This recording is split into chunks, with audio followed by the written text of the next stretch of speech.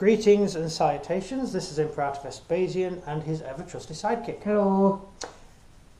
I promised you that on my next project I would film a sort of how-to video, and the next project is a submarine, and you can see it in front of you now. It's made out of card, and I'll show you that in a minute. I was going to do it where I showed you how I put it together, but I got no sleep at all last night, and so I built this. So I built it all in one go, and I can't exactly film videos I do. in the middle of the night. What? Get a headphone, play some music, do that all night. Yeah, but your mother was up all night, so I couldn't go to bed. So. Oh. So I put this together in about. Why is it so big? Because it's 28mm scale. It's a bit too big. It's huge, isn't it? What are you trying to put on it? A tank? No, little soldiers. Looks like you're putting a tank army on it. No. But it is going to be used for bolt action and various other things. So it's going to be a piece of scenery more than anything. Do you still have the old submarine that the Japanese used? Yes. That's tiny compared to that. That's a coastal patrol boat. Tiny. Yeah, that's just a coastal submarine. This is a ocean-going submarine. Hence it's bigger. Alright, carry on. Right. It's made out of card. And I'll flip it and show you. Right. This is the shape of the submarine, and all you do is A bit closer for them so they can Yep. proper analyse all this. you do, you put on a framework. Just get some cards to the depth you want the whatever it is you're building to be, and cut them at an angle. Can you put it that way so you can see the angle? That's the angle. Just cut the card at an angle and then just stick them on all the way down the model. And the reason for that is it stops the model bending, and it gives you a frame to put the sides of the model on. And that bit's come off a little bit there. It doesn't matter. It's just it holds as it holds. All these little bits in the middle are offcuts of pieces of card. It's just junk card lying around the desk. Just to make sure it's stable. Yeah, and I just kept adding them until I eventually built a spine up, and that stops the model from bending when you start putting stuff on top of it, putting clay and stuff on it, because things tend to bend when you start covering them in glue. I was messing with gamma rays today in science. Where? Yeah, Sir saved my life and said I should stop going so close to the radiation. Because you know, radiation, right, it goes in one direction. Yeah. I stood in front of it. I had gamma rays, which means it's very, very dangerous. So if I end up getting really radiation sick, it might have been because in science I was a bit stupid. Yeah, so you're not going to be having kids then? Most probably. Well, probably not. Okay. Well, that was easy, wasn't it? Yeah, you guys getting a child now, sorry. Yeah, your mum had radiation poisoning. No, you did your mum? They pumped her full of radioactive iodine. Oh yeah, I had to leave her for like half. Yeah, 1 month and so. You didn't see your mum for what? A month? 6 weeks? 5, 6 weeks. 6 weeks you weren't allowed to see your mother. Yeah. I had to live with her though, so I mean. So you're like full in gas masks. I was wearing a full radiation suit, a gas mask, and everything. Yeah, it was great. It was like living in Chernobyl. So when I stick the card together, I tend to use little bits of paper. What's going to put here? I'll tell you that in a second. I put the card on the frame and then hold it to the frame and stick little bits of paper covered in glue onto it, and it enables it to set a lot quicker than if you're just putting two pieces of card together with glue, and it makes it a lot more stable. You can drop it and it becomes really bouncy, and it's very hard to damage. That's good because when you actually finish the model and you put all the scenery and stuff on it, it makes it harder to damage. Mom, we got a knife. No, you're not practicing with that now. No, you're not. Right, so we have the overall shape now, which we can now build on. This is just the skeleton of the model. Oh, right, that's the skeleton. This is the main body, and what goes on it is that is the gun, the primary offensive and defensive weapon that the submarine carries, other than torpedoes. The tank. No, it carries effectively a tank gun, but it's an 88mm gun. It's not actually the same 88mm gun that's on a Tiger tank, or the anti-aircraft version. It's a naval version of the anti-aircraft version. It's not actually the same gun.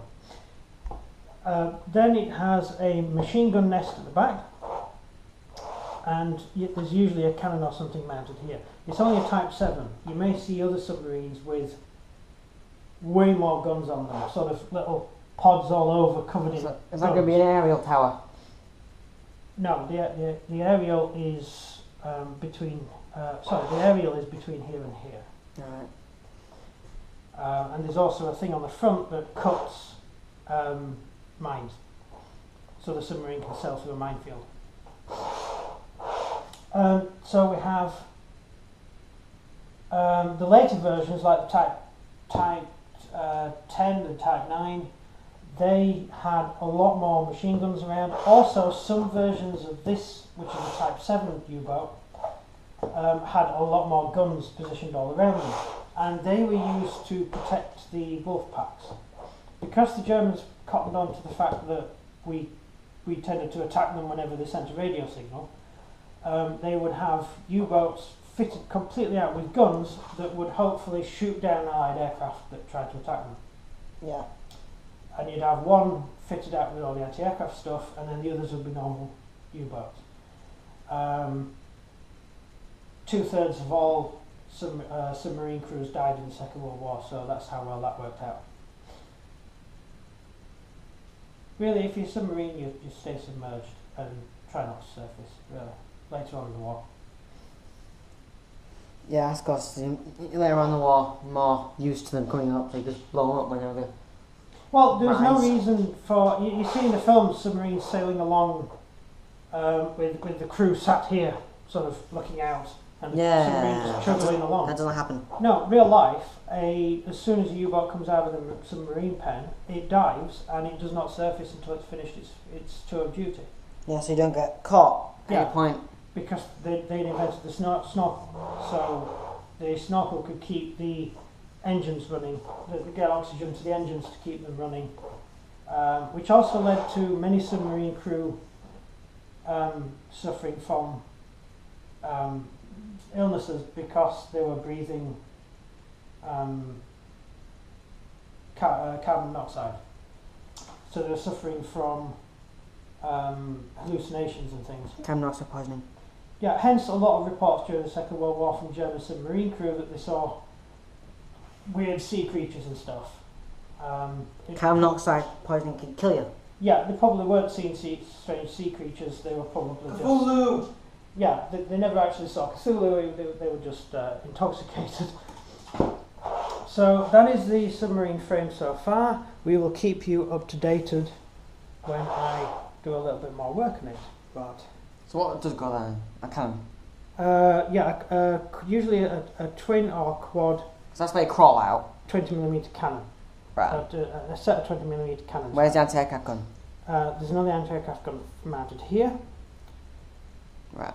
And there's a dual-purpose gun here. That is an anti-aircraft gun and a anti-ship gun.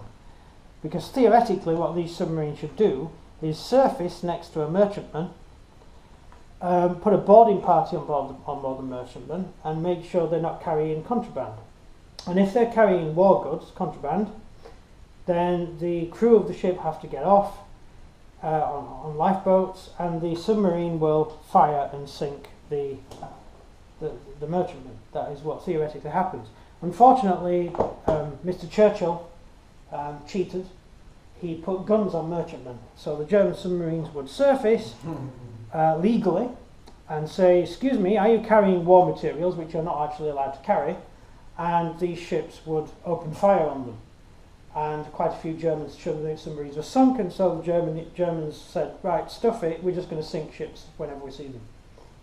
So that's basically how that happened. Thank you, Mr. Churchill. So yeah, that's it. That's the model so far. You will see a lot more of it later. We have quite a bit of work to do on it, so thank you for watching the video. Anything to add? So if you enjoyed this video, please leave a like and subscribe, and comment down below what you think of the oversized submarine. It's actually slightly smaller than it should be. What are you supposed to fit on it? T-26s? And T-28s? Actually, you could fit T-26s. You could fit T-28 on it? You could. You could strap them to the deck. That's it. All ones that break down, they actually get fitted on top of a submarine. One of these submarines actually made it all the way to Japan carrying a jet fighter, which was interesting. They broke the jet fighter up down into tiny little pieces, and they shipped the entire thing in tiny boxes, which the Japanese were most impressed with. Right, that's it. Thank you very much for watching. It's been Mr. Vespasian and the Sidekick. Yeah, see ya. It's goodbye from me. Goodbye from him. Goodbye. Bye-bye.